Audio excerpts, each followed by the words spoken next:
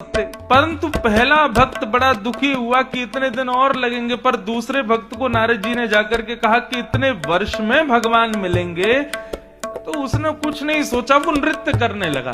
नारद जी बोले, भाई तूने कुछ गलत तो नहीं सुना, तुम नृत्य क्यों कर रहे हो? भगवान इतने वर्ष में मिलेंगे, मतलब अभी बहुत समय है और तुम नृत्य कर रहे हो। तो उस भक्त ने बड़े सहजता से कहा, नारद जी इतने वर्ष लगेंगे उसकी चिंता मुझे नहीं है, परंतु आपके मुख से यह सुनकर के कि ठाकुर जी मुझसे मिलेंगे, भले ही 400 वर्ष बाद मिलेंगे, लेकिन मिलेंगे जरूर, इससे ही मैं आनंदित हो गया। इसी का उत्साह मेरे हृदय में प्रकट हो गया और परिणाम ये हुआ कि उसके उत्साह की वजह से भगवान तुरंत प्रकट हो गए और प्रकट होकर उसको दर्शन दे दिया। नारद जी महाराज ने भगवान को पकड़ा, बोले प्रभु एक बात बताओ, आपने ही मुझे कह के भेजा था कि उसको बोलना इतने दिन में मिलूंगा, इसको कहना इतने वर्ष में मिलूंगा, और यहाँ पर मैंने इसको जैसे ही बताया इतने वर्ष में मिलेंगे, आप तुरंत प्रकट हो गए, आप अपने बात के पक्के नहीं हो। भगवान बोले, नारद जी मैं तुमको बस इतना बताना चाहता था कि मेरी प्राप्ति के लिए जप कितना होता है ये जरूरी नहीं, स्नान कितना करते हो, पवित्र कितना रहते हो ये जरूरी नहीं,